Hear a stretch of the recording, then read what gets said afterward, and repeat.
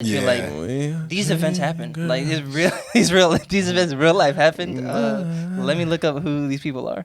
Who's Dina Jones? Like, is Dina Jones? When did Dina Jones have her last album? But from the song here in my heart. I'm done. Go ahead. Beyonce. Beyonce. So you want?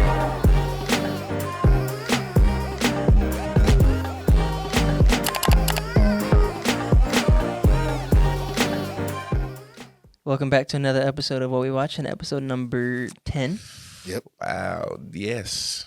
10 episodes, double digits. That's tough. Congratulations. Nice. Today We'll we put some applause in post. Some applause in post, Like, yeah. Shit. Today's topics were specifically picked, or topics in the movie was picked to honor Juneteenth. Hell yeah. So we're gonna, I guess we get right into the first topic. Why would you do this? I mean, because I feel like these topics are like they're. Well, you want to take the easy route. They're created to intentionally be difficult for me. Just, it's starting to become personal. It's gonna be hard. It's starting to become personal. I'm starting to feel like this is a personal attack on my character. It was gonna be the toughest for Gabe. Is what I go into thinking. But no, I think, yeah, I think it's gonna be tough. Like I do that, or if I'm thinking that way, I'm shooting myself in the foot too. Because nah, for real though. Go ahead, Gabe, say something because I don't know where I'm at either. But yeah, I don't know. I like the tough questions. I feel like it brings the best out of us. Yeah, so. no, for sure. But yeah, so today, the reason why Gabe is distraught is that he has to pick. Today's topic is, what is Spike Lee's best film? His favorite director. I don't even know what else to go. What else to say? Like favorite director, like Spike. So on. So I mean, I feel like a lot. I don't know if I've picked my favorite director, but Spike Lee's definitely up there. Yeah, so we're gonna start off by giving Spike his flowers. Yeah. First, Spike has a bunch of quotables, but one of my favorite quotes, piggybacking off of our last episode, is it's actually on a sit down with him and Pharrell. Pharrell used to have this artist to artist thing on YouTube that he did where he would sit down and have conversation with another artist. And Spike Lee in that interview says that parents kill more dreams than anybody else.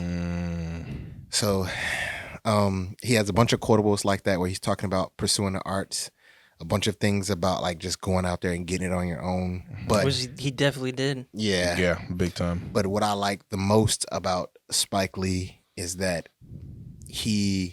when you watch a Spike Lee film, you know it's a Spike Lee film. Like a lot of directors, like of course these films are personal to them, but they try to make it where when you watch it, like you're just watching a film. With him, it's like, nah, you're going into his world. He's okay with being super opinionated in his films. He's okay with telling you exactly how he feels. Hence, like, what he thinks. Hence the New York Knicks being successful in all his films for some reason. Like, he's okay with all of that, and I 100% like that. Like, he's a super, like, proud filmmaker. Now, trying to decide. No, one of my favorite Spike Lee signatures is the dolly shot where the person's just standing there, and then it's always at one of the most intense moments or pivotal moments. Yeah.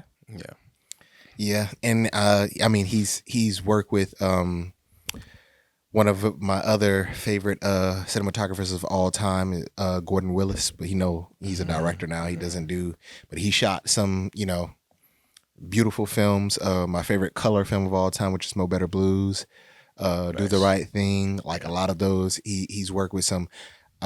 Spike, if you happen to come across this, if you and Bradford Young would decide to work together, I guarantee you, be a banger. It'd be amazing. Smash. So yeah. How in the hell you expect me? What do you think is his best one? Like, I mean, it's not like we don't understand that you like all of his films. Or like he has a ton of good ones. We all know that, but what's his best one? I'm gonna take the safe route. Yeah. And reason why I say this is a safe route because this film is like taught in film school. Mm-hmm. People analyze it in film school. Yeah. So I'm gonna go with Do the Right Thing because of that. Yeah. But That's the right thing to do. It is the right thing to do. Yeah, but there's it's crazy how many Do the Right Thing I think is his best one also. It's crazy how many good films that he has. It's some that I've seen that are underrated. Like I feel like Red Hook Summer is underrated. I feel like Get on the Bus is underrated.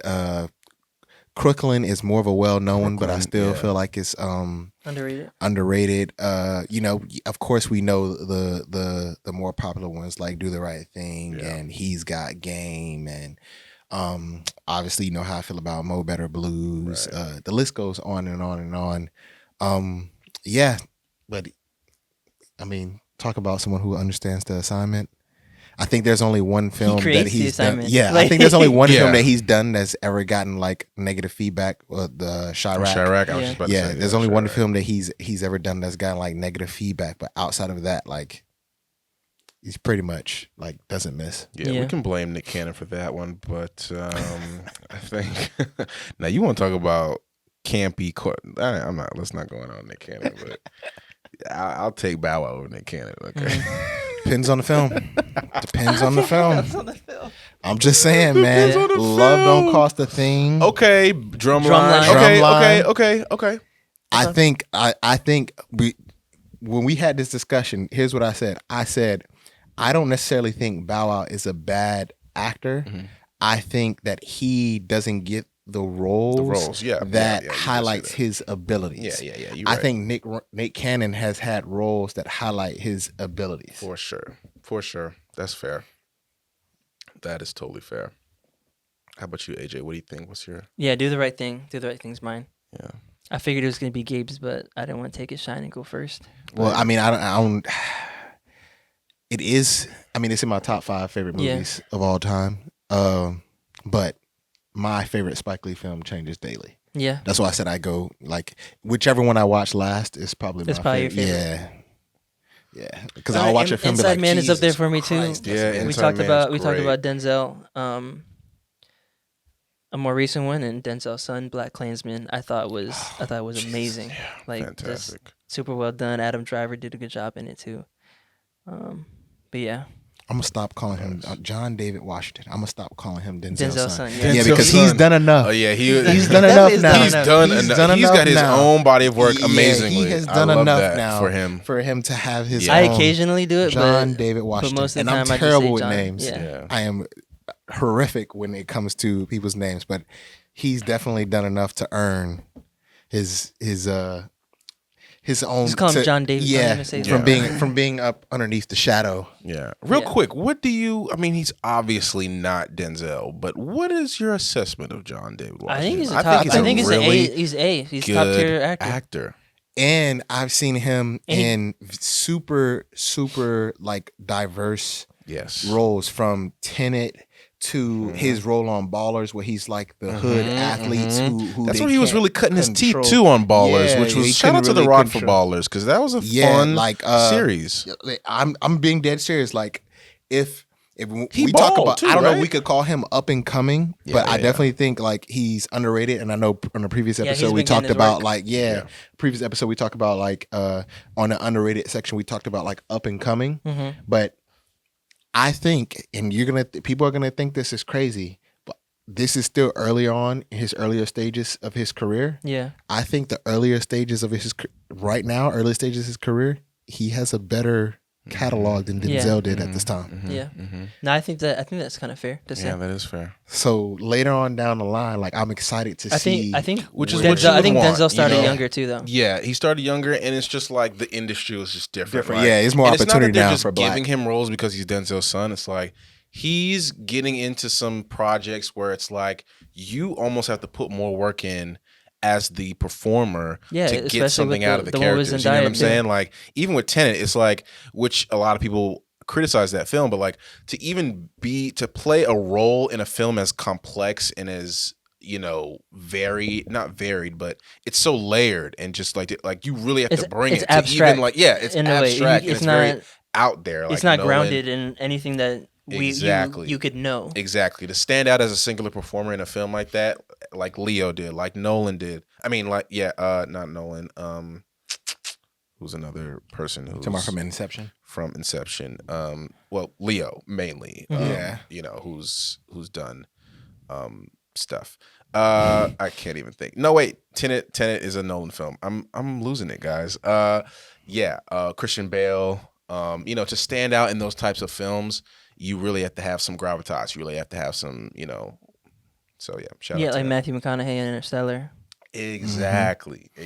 Yeah, and I think I would be very. I mean, we know, as this is the topic of Spike. Spike definitely, like, if he likes you, you're going to be in his films. Yeah, for sure. And he definitely reuses, you know, actors over and over and over again in different ways. So I'd be very excited to see John David Washington in another Spike Lee film. And if it happened to be shot by Bradford Young, you know, just putting that into the universe. Yeah, for sure. Yeah, What's your... Chirac was definitely a little too on the nose, and it was a little too timely, I guess, you know.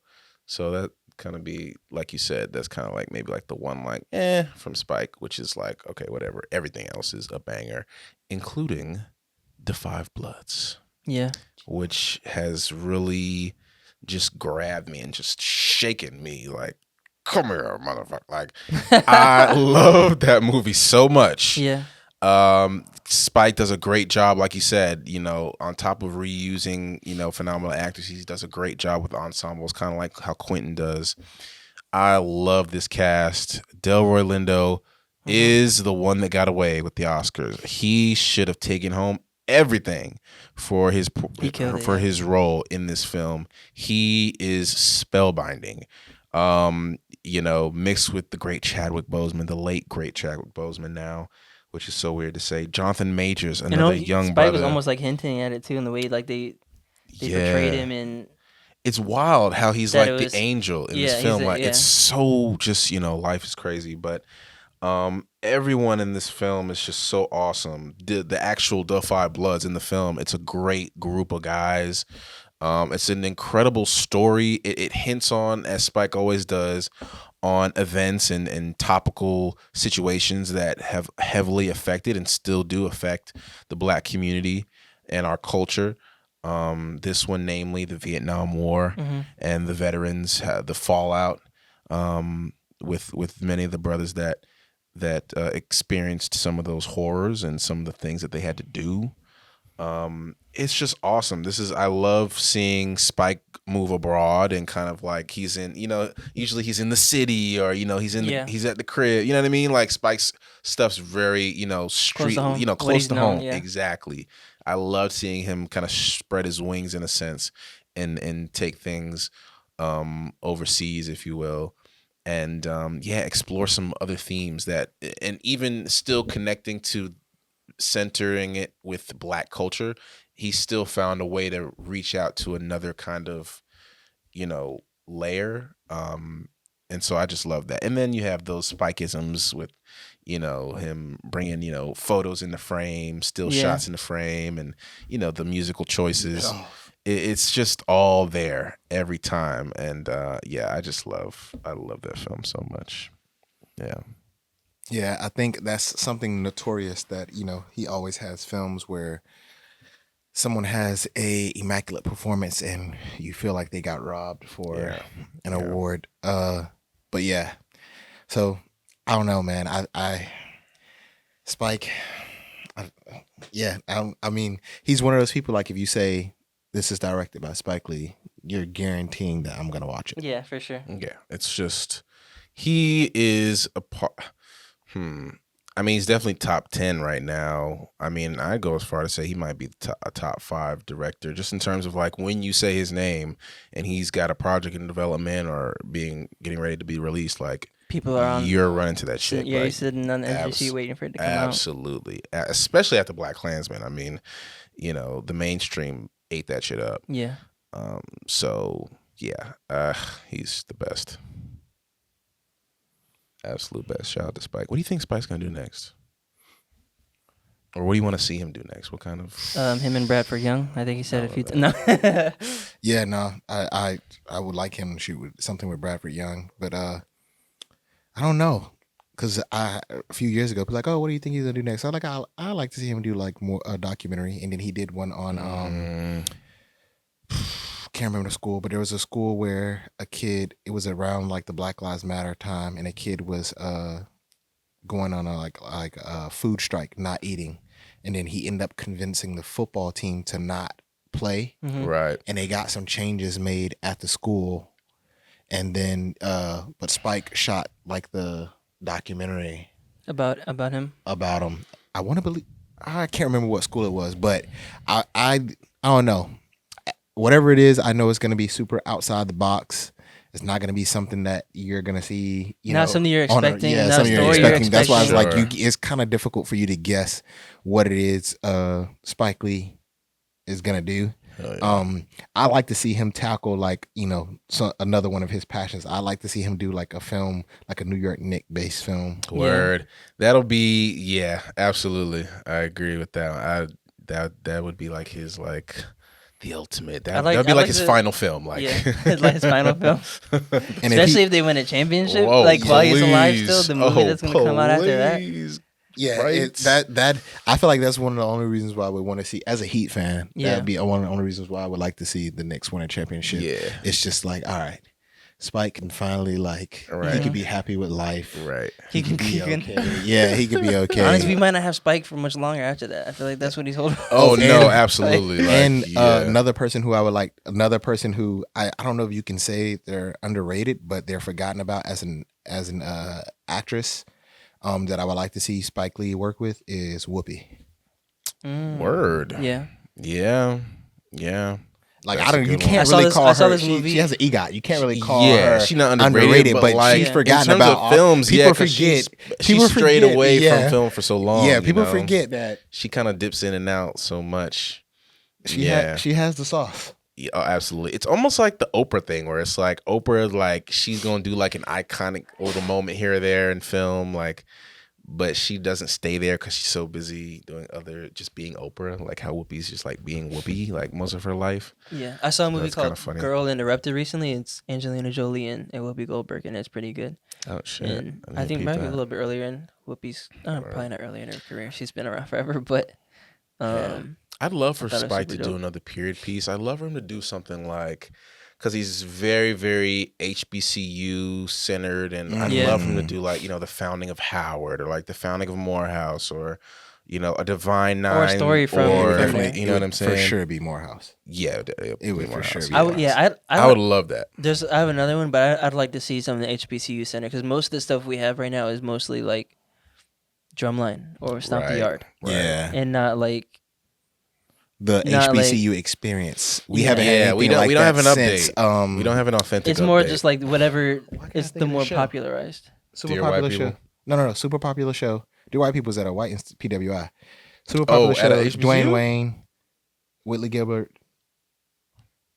Dwayne Wayne piggybacked off the Cosby Show. Different world. Different world. We haven't had anything about the HBCU. Yeah, we don't have a different world. Yeah, you're right. Different world. So I would love that. And if it happened to be, John David Washington playing a character and his mom is Whoopi Goldberg and a shot by Bradford Young,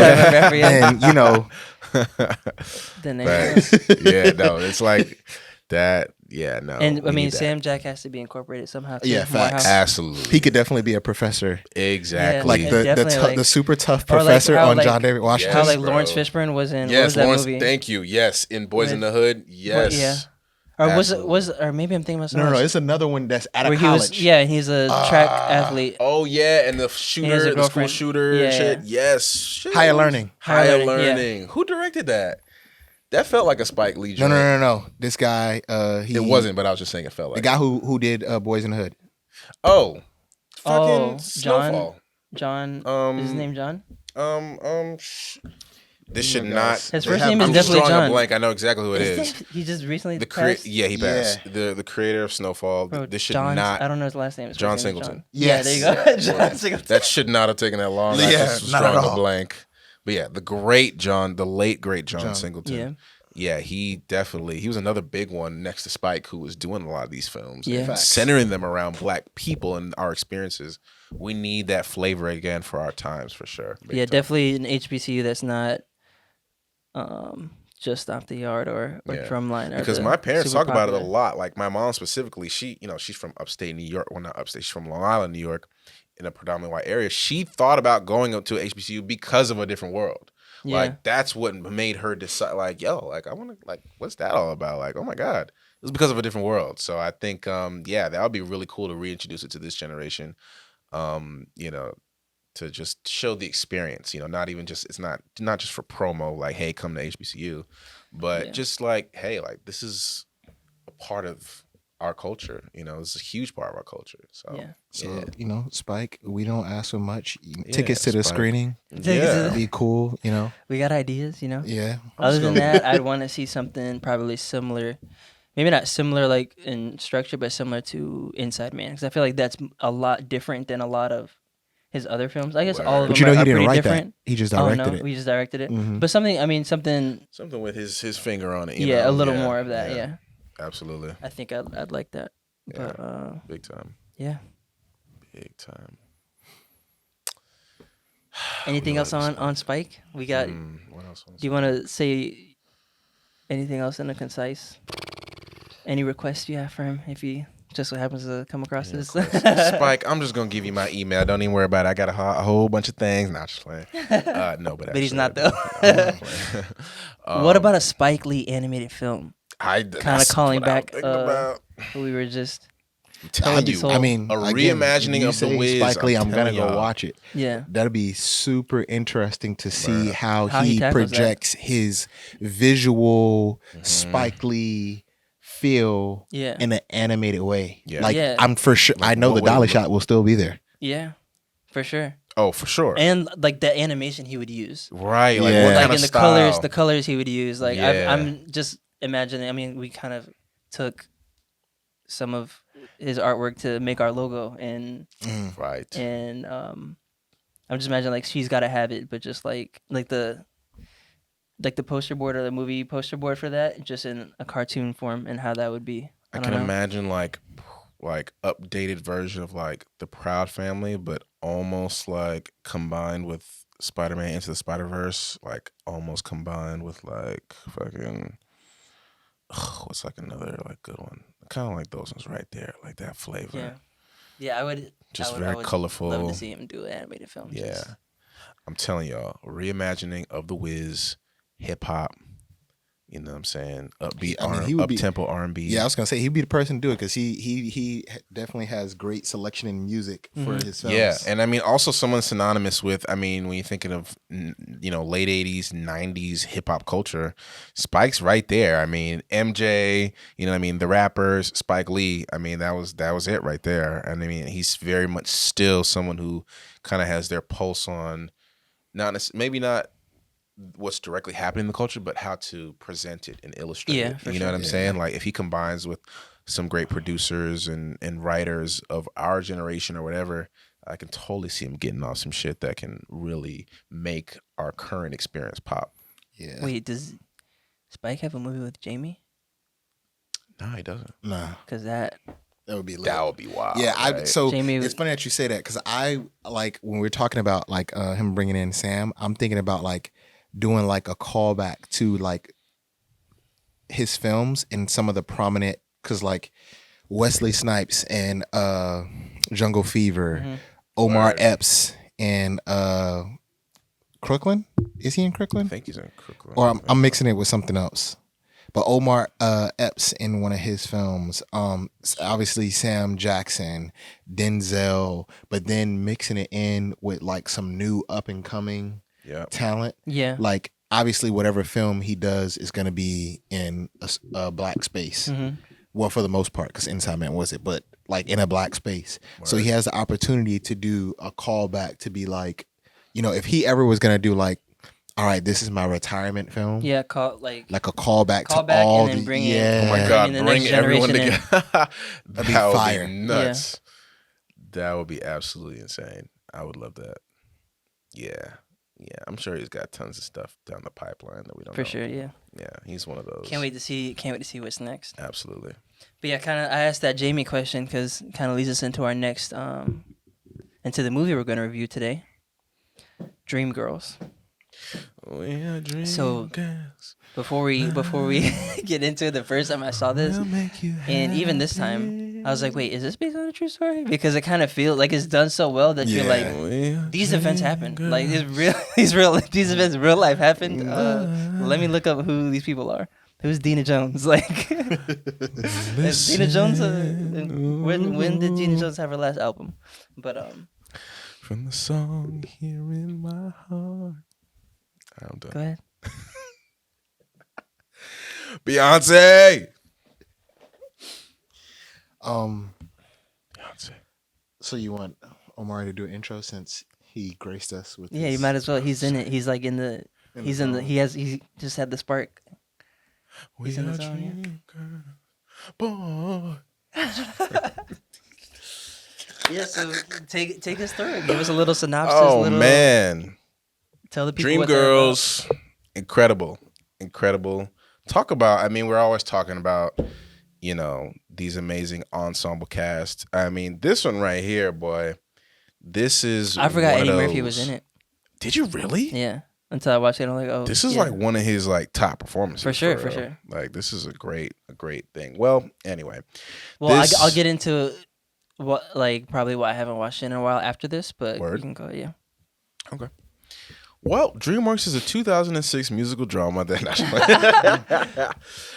basically just think The Supremes. This is a film about it's basically Detroit? About what? Detroit, based in Detroit. Yeah. Well, the characters are a lot of the characters are from Detroit. Yeah, kind of like somewhat based in Detroit. Girls, they are basically they are a band, a trio, a girl group. Anika Noni Rose, Jennifer Hudson, Beyonce Knowles.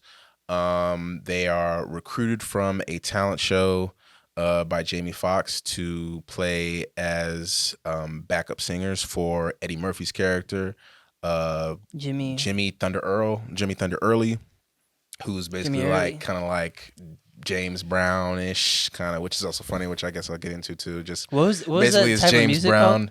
It's not Go-Go was DC, but what is Detroit's? There's a name for it, and it's escaping me. But you can keep going. Yeah. I'm gonna have to look that up. Basically, their rise to fame. They eventually break off from Eddie Murphy's character, who's basically starting to fall off. He's starting to dip more into drugs, and they pull away from him to become their own girl group.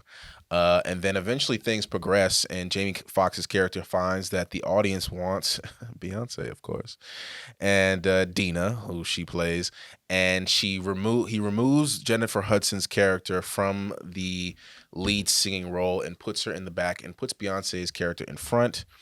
All hell breaks loose in a lot of ways. Societally, there's a lot going on. This also has the Vietnam War as a backdrop, social unrest. And the changing landscape of the music world as Black performers are becoming more popular, and just the music industry as a whole kind of shifting as more popular acts are becoming those of color. So yeah, it's just basically just the rise and fall of these performers, and kind of the relationships that are intermingled and intertwined as a result. Yeah, so another Black music also coming into the mainstream. Right. But but like you were saying, Motown is definitely, the Motown sound is a big part of this. It's basically the story of the Supremes in a lot of ways. Mm-hmm. The main thing with this film, though, that I really appreciate and we'll go more into, is that it's truly a musical. And they really do a great job of kind of like taking you in and out of the music. Which probably why AJ didn't watch it. That's his one genre that he doesn't like. This one right here, though, this is one that you can sit down and really be like, ooh. Yeah, this is this film is the only reason why I don't say I dislike musicals. Mm-hmm. Yeah. But that's pretty much the story. Jennifer Hudson's character Effie is a big part. It's kind of her movie in a lot of ways. And obviously she has the great big, iconic "And I Am Telling You" song kind of smack dab in the middle of all this, kind of encompassing some of the main themes of the story, about acceptance, about popularity, and what it means to be a true artist in a very sometimes sinister and evil industry and business. So this is a classic, man. This is a classic. Facts. This is the one where you turn to BET, it's probably playing. And this is a movie I don't understand how it didn't win Best Picture. Yeah. Because everyone killed it too. Especially because Hollywood loves musicals. There is not one bad acting performance in this entire film, and it's a lengthy film. Yeah. There's not one bad acting performance in this entire film. It keeps you engaged the entire time, even with it being a musical, because it's based off of them being musicians, etc. It doesn't really take you out of the film like that, because these are portions where they're at practice. Of course, they're singing music. There's a performance. Of course, they're singing music. Then you look at the cast like Jennifer Hudson, Beyonce, Jamie Foxx, Eddie Murphy, Danny Green. Not Danny Green. Danny Glover. Glover. Danny Glover. They're like it's. You have people who are bringing it. Beyonce often receives criticism for her acting, but here's one where she killed her. She kills her role in this. It's so probably supernatural for her too. She kind of went through right. This is exactly. It's very much a Supremes and Destiny's Child story. If you're gonna keep it a buck. Yeah. So and like you said, there's so many different underlying things when it comes to the music industry, from what is viewed as sexy, or who can be the lead singer when it comes to what's body images. What's more marketable, from taking people's writtens and who gets credit for a person writing music, from getting how you get your music played in different radio stations in different places. Payola, in today's stan culture and music following culture, payola's a big dart that people throw at certain artists who their management and their labels clearly go into the radio stations. They go to these streaming companies and they give them that big old bag of cash and say, hey, you're gonna put my artists on these playlists. Using every you're gonna put them on this playlist, you're gonna put them on these radio, you're gonna give them this amount of radio spins. That type of stuff was going on way before digital. Exactly. And I was shocked when I heard payola in the dialogue. I was like, damn, this is based on 70s, 60s music. Payola been going around for a long time, and it makes you think about a lot of the artists that were pushed during that time that have become the legends and become the icons of their day and are revered still to this day as such. So it's a big commentary on popular culture. I mean, American Bandstand. We can go a whole conversation about a lot of the things that were stripped from the marginalized communities in music and just overall art in general, and put to the forefront with a white face. Yeah, appropriation, a more palatable, face. And then with Eddie Murphy's character, you got who has the ability to cross over, who's going to be accepted by these crowds, who do you push, who do you not push, then the lengths that people will go to be successful and stay successful, and how what's the word I'm looking for? How people can take out personal vendettas on people. How just because they don't like you, they're gonna they're not gonna play your record, or they're not so many different things as far as the music industry.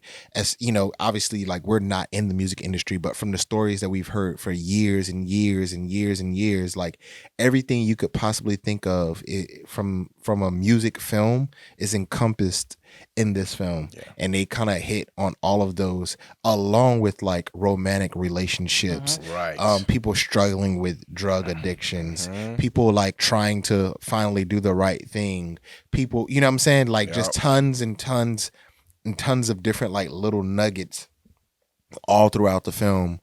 Like I said, for me, it's kind of baffling that this didn't win a Best Picture award, because for me, like when I'm thinking about Best Picture, I'm thinking about stuff that checks a lot of boxes, like messaging, how many different areas it was able to hit on, longevity, like thinking outside the box, the cinematography. Like it's almost impossible to have bad cinematography when you have people in the auditorium performing.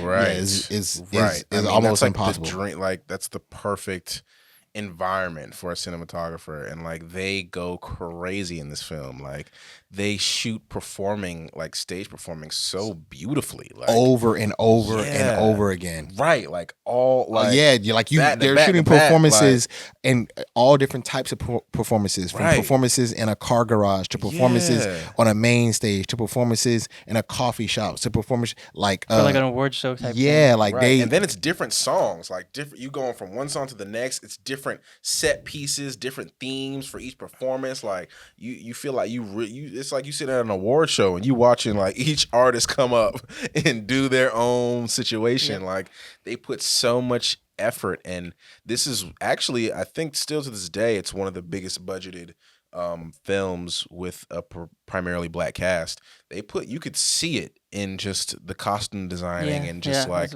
the amount of background actors that were in the audience. Like it felt like you were watching concerts for real. Like very, very well done. It pulled you into that time period. Yeah, it pulled you in. Exactly. It felt like you were there, especially with that Vietnam War backdrop, which was just like so lightly placed, but still made very much a part of the story, particularly, towards that third act, fourth act, when they were trying to make more music that was timely and speaking to the audience. Like that's another thing too. Artists trying to be, more like with an ear to the streets and not always trying to be, top 40 and, mainstream. Like that was another great thing I like that they pointed to. Yeah, man, just like awesome, just an awesome musical. Because sometimes musicals can get, it's like campy and it's like High School Musical, where it's like, all right, well, it's time for the next number. Like I like how it's like, no, we got some real singers on this thing. Like Jennifer Hudson, like she'll come out of dialogue singing, like I'm telling, you know what I'm saying, like if I win, like going in and out of it. Like ooh nigga, you lose and I win. Yeah, oh yeah. But yeah, that's also, so I'm piggybacking off of that. That's another thing that I liked about the film. Like, we briefly talked about this before filming about like my favorite photographer, Gordon Parks. One of my favorite things about him is like true Renaissance man. He's director, photographer, poet. Like they did, like back in those times, Black artists weren't put into a box. Like they had to do one thing. And I think we're kind of getting back to that now. Like you see a lot of artists who are stepping out and doing multiple avenues of art, which I love seeing. Like you're not, if a person is an artist, 9 times out of 10, they're not an artist in just one regard. They're typically creative in multiple areas. Making clothes, designing hotels, like Pharrell. Everything. Everything. And you, jumping into film. Exactly. 100% farms, like Kanye. But I mean, music, fashion, but all sorts of stuff. So that's what him, architecture too. He's architecture. Yeah, absolutely. So like I like that you look in this film and you see like I said, Beyonce has a good performance. Jennifer Hudson has a good performance. Great performance. They can sing. Jamie Foxx, obviously one of the most talented people to ever walk the face of the earth. Eddie Murphy is musically gifted. You know what I'm saying? Like that's another thing that stands out to me. Like Eddie Murphy can sing. That's and the can sleeper do that. in the whole situation. Like everyone was like, I remember I watched back. They all did Oprah for the promo for this, and everyone was just like, Eddie, like you were like really, and he was like, y'all don't remember Party All the Time, like that was you can't you got to give him his 10s too, and he's another one where it's just like snubbed. That was it was very much the Eddie movie too, like next to J Hud, like it was obviously her film, got the Oscar. Eddie should have got one too, man. Should have got one too. Unfortunately, I think this is the same year that, well, it's one of my favorite comedies, but The Great Norbit came out. And the Academy wasn't too keen on that release. No, I like Norbit a lot too. I love Norbit, but during that time, Norbit is definitely better than Tokyo Drift. It got really. What? Come Bro, on, yo. chill out. Come on, yo. Really, You though? think Tokyo Drift's better than Norbit? He's gotta be You need to stopped. rewatch Norbit. He's got to be stopped. Yo, He's got to be At stopped. this point, I think Tokyo Drift's a top 5 movie for him. It's not, but It might be 6. No. He's got to be stopped. Norbit. Okay, I'll give y'all that one. I'll give Well, y'all Cat that Williams one. killed it. Eddie Griffin killed it in everyone's Norbit. yeah, and then Eddie did. That was another one where he played like 3-4 motherfuckers. Okay, I'll give y'all that one. It's better than Tokyo Drift. Okay, that's a fair one. We love Norbit, but yeah, Eddie, we love you. This is another great one for you. This one, there are parts though where I do unintentionally laugh because I just know his James Brown impression, which is just so hilarious. So you get some of those isms in some of the performance pieces, but it's excellent. I mean, he's energetic, electric. Another E word I can't think of right now, but he's just awesome in this. Anika Noni Rose is great. She's the voice of Tiana from The Princess and the Frog, the Disney film. So she was awesome. I'll let you guys talk some more so that I can get some time to myself to talk about. Go into your notes. To talk about Beyonce. Yeah, I thought I liked it, even though it was a musical. Some of the parts, like, I'm like, okay, she's kind of singing for a long time about this, but because they give the songs a lot of time to breathe. They do. Yeah, and I'm like, oh man, that's been 5 minutes. No, but actually, we're still singing. But it's nice because they can sing, and you can tell that it's not like super manicured, and they're just letting these artists show them their full selves in a way, like acting and singing and some parts I'm like, yo, she's screaming in his ear, like it's probably on set. It was probably crazy to experience, but even I think it, like you guys were mentioning and stuff, it wasn't too campy, and the musical aspects and parts of it didn't always take you out of the story. A couple times, like I said, I was like, oh, it's been going on for a while, or like it kind of took me out a little bit, but a lot of times it was part of the actual it added to the story rather than just being, okay, there's a musical number and portion now. Like one of my favorite ones was when Beyonce was this was towards the end or towards when she started realizing Jamie Foxx wasn't who he was down, dirty dog supposed to be or whatever, and she was kind of just, when it was just him and I guess like the A&R, and she was in there just singing basically directly at him. I was like, yo, this is kind of crazy. But that part, she really got to spread her wings, and that I thought that part was dope too. I also think like those lengthy songs definitely have to do with period pieces. Like I feel like we're used to like 3-minute songs in today's world, where the intro could have been 3 minutes back then, like before lyrics actually started. It could have been 3 minutes in. Songs were definitely much longer back then, and they played heavily on the instrumentalists. And before actually singing, but so I do agree, like the songs do go on for a long period of time, but I also think like that, like I said, plays heavily on like the era that it's in. But yeah, I mean, I don't know, it's kind of hard for me to find a negative thing to say about the film.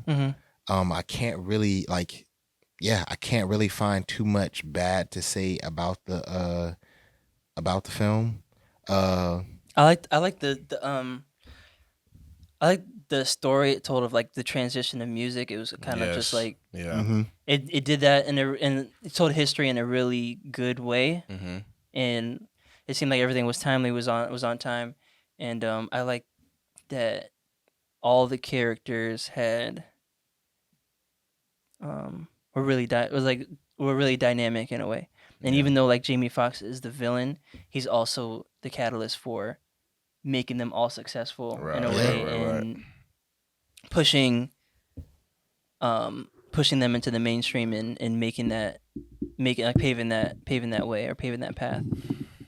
Facts, because he took a lot of risk and did a lot of changes and stuff. He put a lot of it was on his shoulders. A lot of effort, a lot of money he had to come out of his own pocket, like selling cars and too, So like as he much was in them in them bars, taking names. Like you said, the car dealership, doing the dirty work or whatever. With the mob, that's always what it is. The same thing that they like, especially when it comes to art. A lot of the stuff that they end up like disliking these people for are the same reasons why they end up loving them to begin with. Yeah, right. Like the thing that created them to be like the person that you love so much always ends up being stuff that people dislike. Yeah. And I mean, that's even subconsciously that's what they want. You know what I'm saying? They want to be in that position. Because I mean, he even said, he was like, these honky, like they're taking our shit. Like they're taking gospel, they're taking jazz, let's make some stuff for us. Like, and that's basically him saying, let me be that guy. You could trust me, but I'll be that guy. Yeah. To handle and push, our culture. And even still, like the shady stuff he's doing are like white people are doing that too, or like Facts. he was that way because he saw the game and was like, all right, I need to do this to make us make this engine go. Yeah. And in the end, like it kind of ruined relationships and stuff because it went to his head, or like he just didn't know when to stop or when to like let the reins go a little bit. And but who can blame him? Because when you see that in front of you, you're like, that person's winning. It's almost like the I Care a Lot movie that we talked about. Mm-hmm. Right. You see that right in front of you, you're like, you see everyone is egg. doing this and everyone's making money off of this, bro. And people are also stealing our stuff and whitewashing it, or just like the Cadillac song, I think it was, when they showed like probably the first appropriation ever or whatever. Oh my gosh. And I was like, this is terrible too. And they're all like, oh, this is so crazy. Bro, like just imagine you're at a talent show and it's Beyonce. Who in their right mind is like gonna be like, oh no, I'm good. I don't want to take that. Like, it's Beyonce. Like, even in this film, it's Beyonce. Like, this is like, it's like in this film, I think it's like, and Jennifer Hudson. She won on the talent show. She won on. It's Jennifer Hudson, Eddie Murphy, and then like Beyonce's like right there. Beyonce is so amazing. She's so amazing in this film. This is her best film. Dina she's excellent. She's excellent. I mean, I can't think of a look. I can't think of a frame. I can't think of a song that she doesn't just completely destroy. I think it's also funny too how Dina is kind of like there's this weird through line where Dina doesn't have a nice voice. Like they're always saying like, you're the weaker.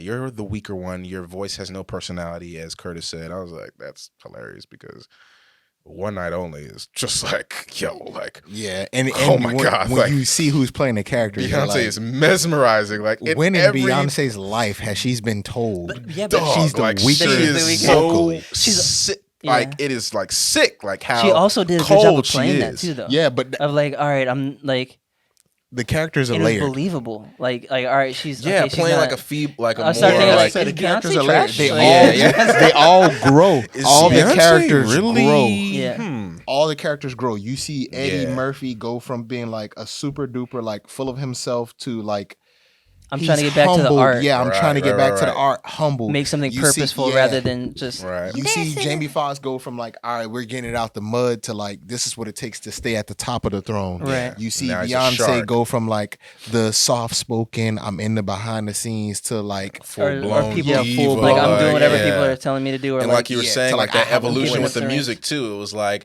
it was going into the disco era, and Curtis was like, Effie ain't gonna work in the disco era. We need Donna Summers. We need, you know what I'm saying? Like, that's Dina. That's Beyonce. Beyonce's Donna Summers. She's Tina Turner. Like, that was the energy that she was bringing, and she brought it, bro. Like, even like with her singing ability is just so incredible in this as well. Even though it's a younger Beyonce, the inflections in her voice and just the way that she's able to come up and down and just move with the ebbs and flows of the different music pieces. Like, she's just so dope in this film, and it's gonna be one of those like 20-30 years from now, like kids gonna, like, you're gonna be like, yeah, like there was a movie with Jamie Foxx, a young Beyonce, a young Jennifer Hudson, like fucking an old Danny Glover, like you know Eddie what I'm saying, Murphy. like Eddie Murphy, like you're gonna But be yeah, like again, all like continuing the characters. What's the not Jennifer Hudson, not Beyonce? Anika. So her character grows. Like she Right. starts off as like the sweet innocent girl who doesn't know any better, who's falling for the superstar Eddie Murphy. Towards the end of the film, she's like, yeah, nah, I'm not falling for these same games I've been falling for. Right. Personality, you see Jennifer Hudson go from like super outspoken, super like, till she gets humbled, and then she's like, listen, I don't need to be like this mainstream like artist anymore. I just need heard, this is all I've ever been able to do.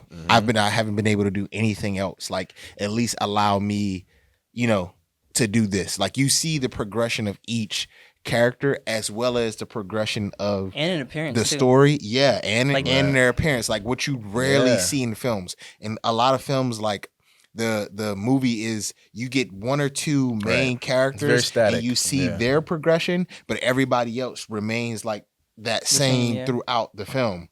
You see a progression of literally every single character, as well as the time period, as well as their appearance, as well as the actual story. Yeah. Like in the beginning, I was like, Jamie Foxx looks kind of like Daffy Duck. Like, super Daffy Duck right now. And super like, not like a caricature of like himself or what he ended up being. Right. But,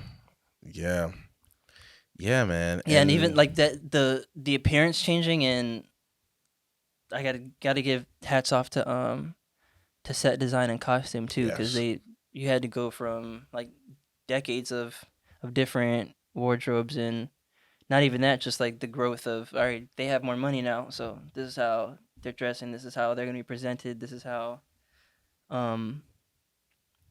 it would look and feel.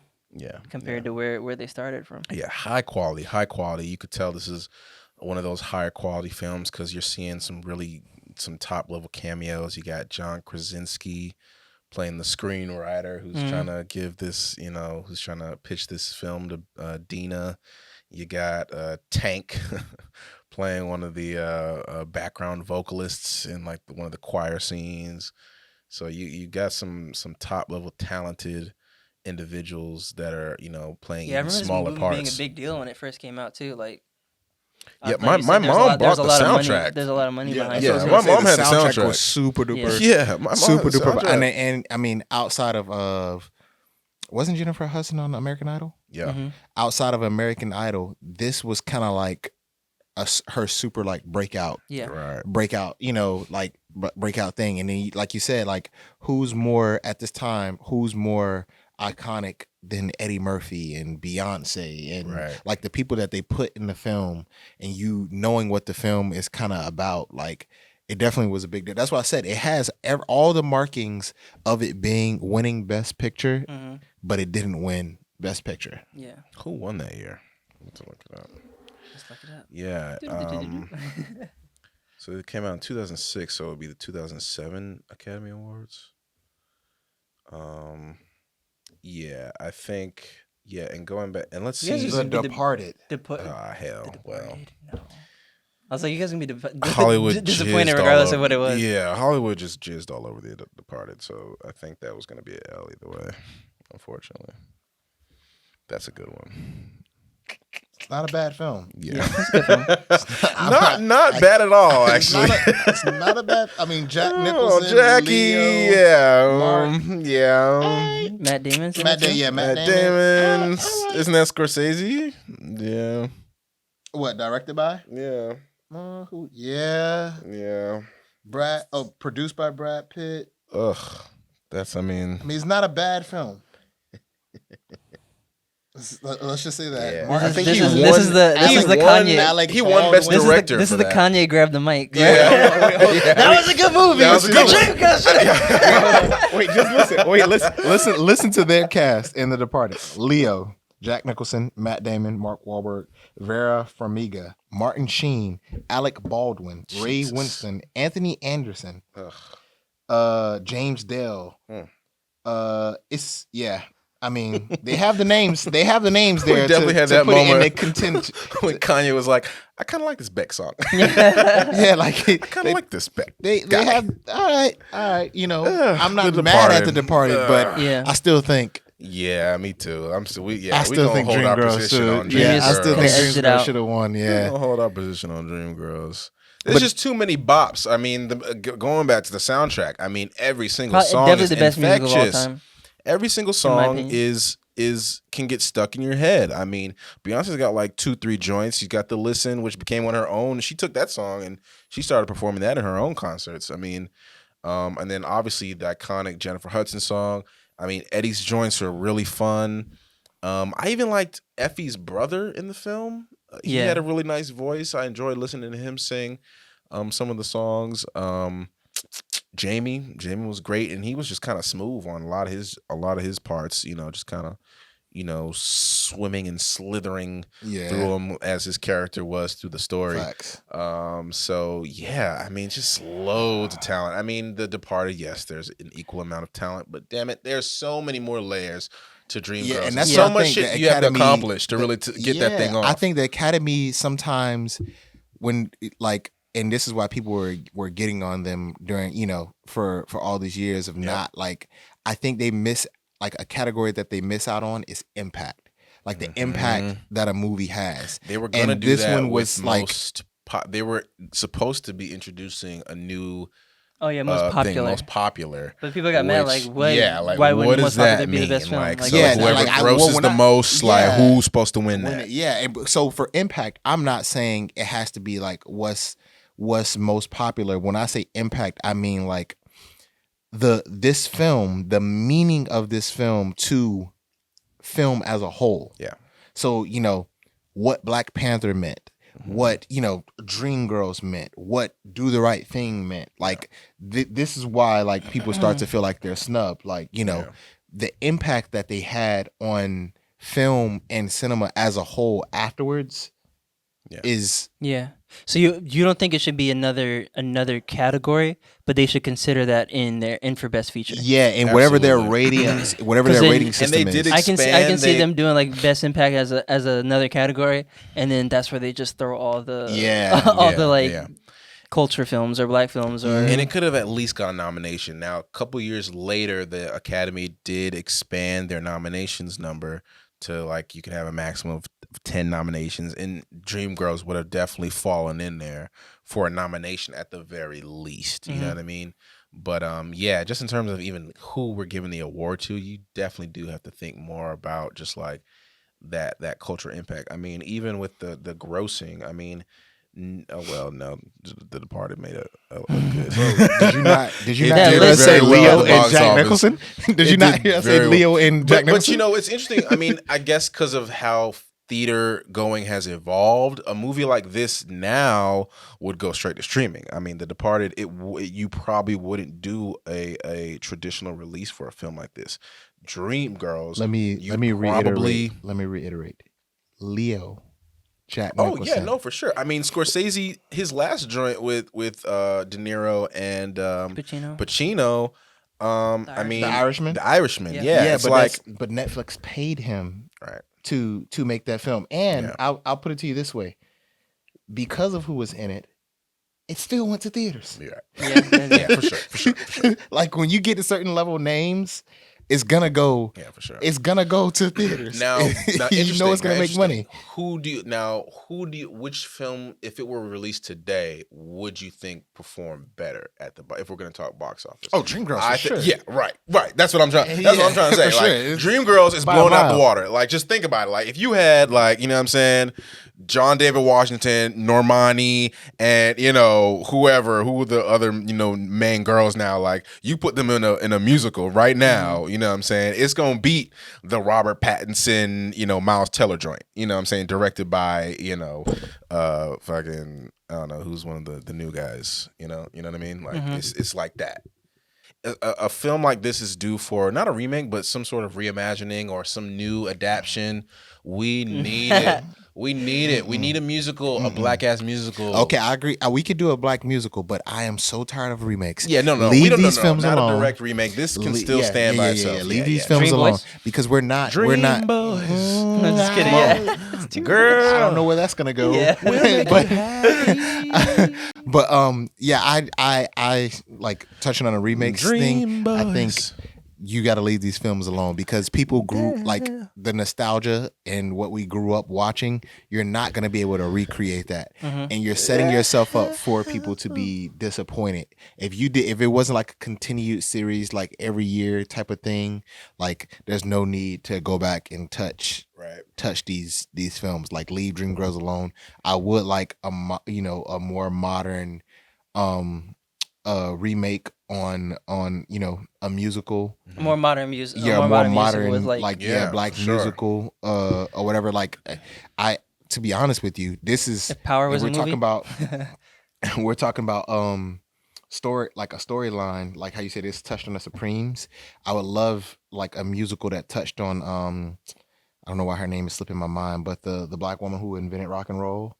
I would love a musical. Yeah, I would love a musical, like, and especially like with Willow stepping into that space now, and like it becoming like a thing and garnering like more attention amongst black people. Yeah, I feel like a film like that, timeliness wise, would definitely get black people's eyes more into like rock and roll, and then you have a figure like Willow being in her element. Yeah. Guys, I have ideas for days like, here. Yeah, I mean, all I require, 3 guys. all I require is tickets to the screening. That's it. No, Gabe. And a Gabe special. No, Think you bigger. need to really promo this right now. We got a camera in front of you right now. Like, what do you want, Gabe? What do you want? Put your demands on screen. No. So, financial demands I will not put on screen. Oh, okay, yeah. I want $3 million. But like I said, that'd be an amazing idea. Like if you did like a musical origin story of her, like growing up, how she gets into it, etc. Then have her later on. Like I said, this is a great opportunity to do something like that. What you're talking about, like a more modern day like black musical. That could be a musical in a different type of way with a different type of sound that you don't really see. Like, I mean, name a black rock and roll film. Exactly. Right. And even like Eddie Murphy's character is totally Little Richard, who is way past the late Little Richard, totally past due a film. He is another one who's basically essentially. Does he really? Little Richard has a biopic. He needs another one because people don't understand. Like people don't really understand. I had a little during the pandemic. I went on a little binge on just like Little Richard, like interviews and some small little mini docs. I'm strange I didn't happen upon this film or what have you. But people need to understand how he is essentially one of the main architects of rock and roll. And who the hell is that? Are you kidding me? You don't know who that is? Is that he played David Ruffin in The Temptations? Oh shit! Is that is that Cynthia Bailey's ex husband? Oh, Robert Townsend. Oh yeah, no, he's a good actor. He's in Above the Rim. No, I'm laughing because he just looked familiar. Yeah. Oh yeah, he plays David Ruffin. David Ruffin. Yeah, ain't nobody wants to see you. Yeah. Okay. Oh yeah. We need to update. We need an update. But yeah, Little Richard. I mean, you can go down the line. I mean, shoot. We need a Jimi Hendrix movie. We need a Rick James movie. Like, there's so many artists, it's a great. Let's back up. A Rick James movie would basically be a porno. It'd be Yeah, it would. Well, we need it. We need one. That's what we need. Yeah, I mean, and that's another thing. Like, there's so many marginalized voices in the greater story of music that we have yet to even, touch on. Like you said, like that woman, that was a queer and or lesbian. I don't know how you even like say that, but she was queer or lesbian black woman who invented rock and roll. Mm-hmm.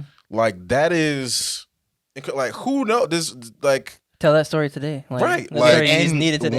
One of those one of those stories where she was getting paid by white people to perform for them as in her natural state. Yep. She didn't have to like put on a blackface, didn't have to put on a special suit, didn't have to do any of that. Like just her in her talent. Yep. Yeah. So like I said, like this would be a perfect opportunity. And like I said, Willow Smith stepping into like herself basically.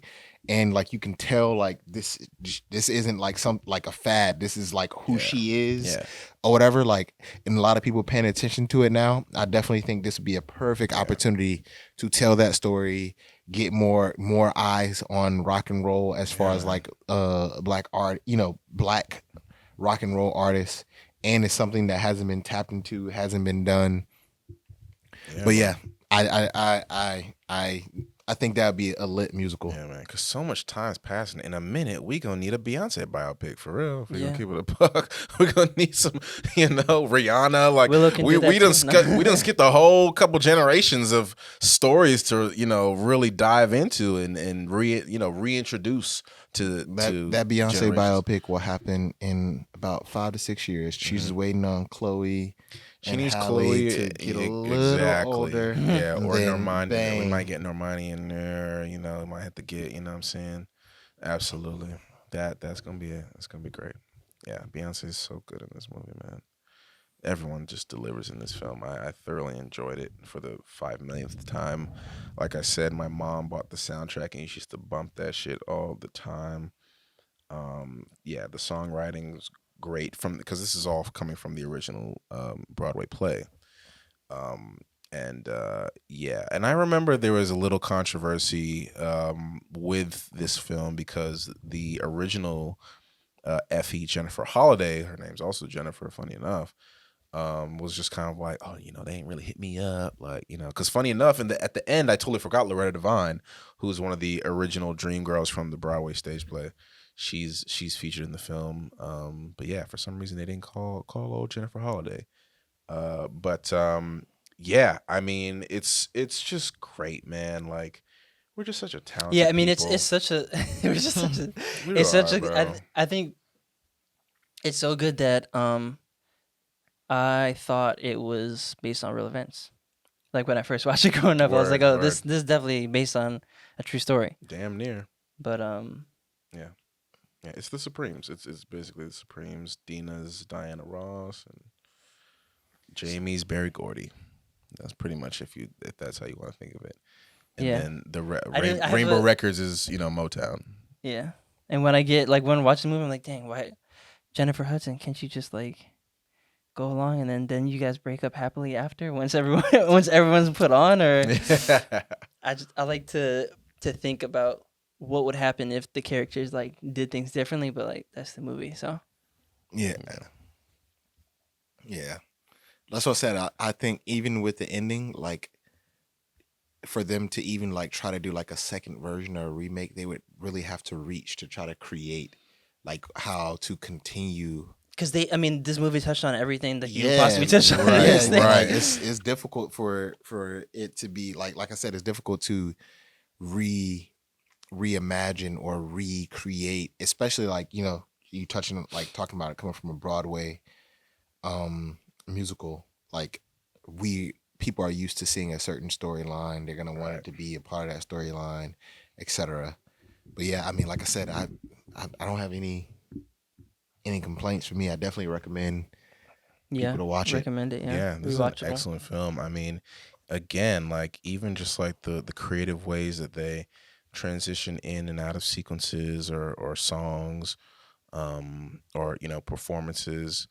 It was just great. I love the one that the one that stands out the most to me is at the end of Jennifer's big song, them transitioning, her hand, kind of reaching out, with that last note, and then the camera, kind of zooming in and, moving past her, and then the mirrors behind her kind of shift, and it reveals the stage that the Dreamgirls are on, singing that last part of that song, or that moment, because it's two separate songs, but it ends that scene. I always just remember that transition. Yes, it's just expertly crafted and directed and edited for sure. Yeah. Rating wise, I think I'd have to give this 8.5, 9. Just Cool. personally, yeah. Nice. Probably just because the few longer musical parts took me out a little bit, but all in all, I like this movie a lot. Yeah, I'd probably go 9, 9.5. Yeah, I'll go 9, 9.5 too. I think most of the acting in the film is great. Like we said, Beyonce is probably her best performance. Eddie, everyone's great. Anika was a little. She was obviously, first of all, it didn't even connect to me that at least her character was 18 in the film. Oh yeah. Like at the beginning of the film, she's an 18-year-old girl, which I was like, okay.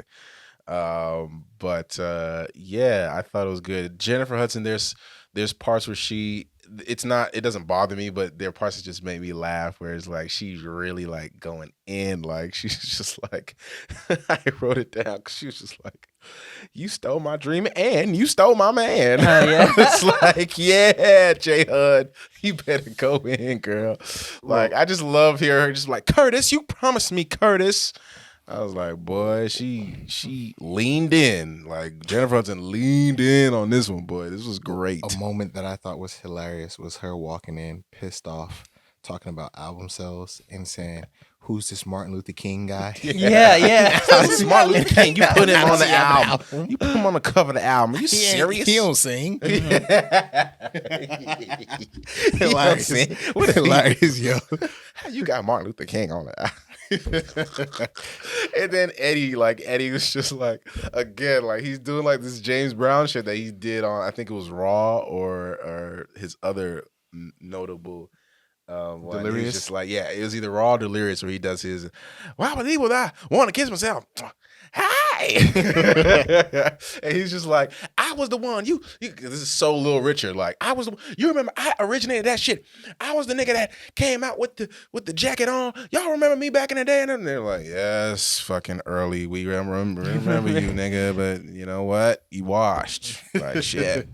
I love that. I love that. It's just, again, another film that's just so black. Like, you know what I mean? Like just black people being black people, like just doing their thing. What else? Let's go through my little notes. Beyonce.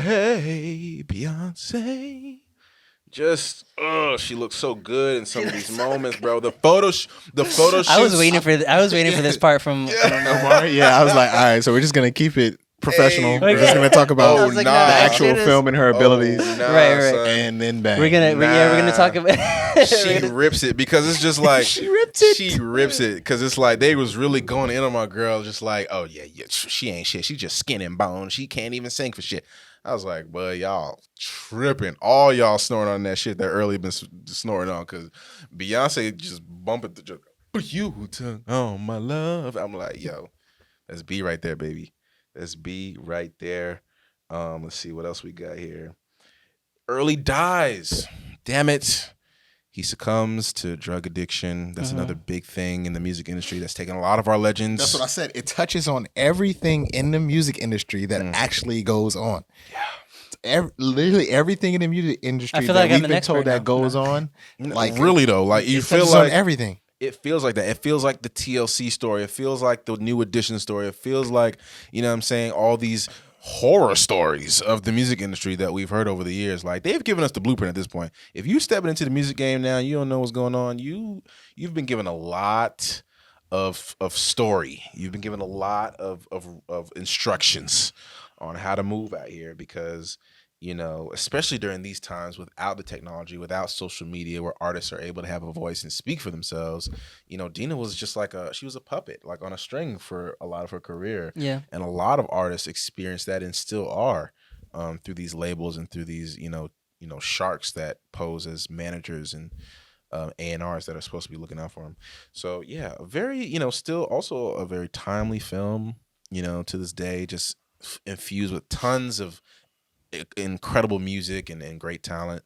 So yeah, it's definitely a 9 out of 9.5 for me as well. Just this is a classic. Like, if you are someone who enjoys musicals, who enjoys Broadway, enjoys just music, period, this is definitely one that you have to go back and take a peek at because it is excellent. Yeah, it's an experience watching it for sure. Yeah, it's an experience. Yeah, it's definitely an experience. We got what he said 8.5, 9. Mm-hmm. Who, me? On a musical from AJ. Oh yeah. I will take it. Yeah, for sure. Yeah, this one's fire. Now we just gotta get him to watch a scary movie. Ooh, I've seen a few, but like it's. Have you seen? That's why I've only seen a few because. You've seen the Jordan Peele joints, right? Yeah. Those are those are thriller. Yeah, I can definitely I can do thrillers. I can do. Well, let's see. Texas Chainsaw Massacre. We gotta get you to watch Candyman. I was just about to say, when does the Candyman come out? No, I ain't even talking about the new one. If you just watch the old. The old one. No, this is the old one. But the bro, new we one did comes out we did the in ratings August. on our Instagram. Candyman versus Get Out, and I feel like a lot of people selected Get Out because it's more recent. Listen, Candyman is the scariest movie I have ever seen in my life. And normally when I go see scary movies, they turn into comedies. Yeah, but Candyman is like when I see his character has played roles in other movies where he's a different person, and when I see him, I'm like, yo, what's going on here? We're gonna have to do Candyman. This new adaptation, we're gonna have to do it. Yeah, I definitely haven't seen that. Have to. I think the first like scary movie that shit comes out on a Friday. We might just have to. I don't know how it's gonna line up, but that got me was The Others, and I was like, I'm not doing these anymore. Why? Like, why do people enjoy being scared like this? Like, I'm not going to sleep now. But and then I got roped into watching Insidious. Ooh, that's the scariest movie I've ever seen. Actually, Yeah. These are all bangers. Yeah, those are all. You got me excited right now. Oh, it's all you bangers. Gonna hate? Have you? That's seen? They turn into comedies to me. Gabe, man. have you seen VHS? Oh, it's Paranormal Activity on crack. Yeah, I don't do the paranormal stuff. That's not. Yeah, that's not for me. it's awful. I believe in you, AJ. Yeah. I believe in you. You got AJ, this. we're gonna get you. We definitely gotta. You gonna be watching Candyman, so prepare yourself. All right, on that, it's been another whether episode you like it or not. Another episode of What We Watching. Can we get the finger guns? We're out of here. One night only.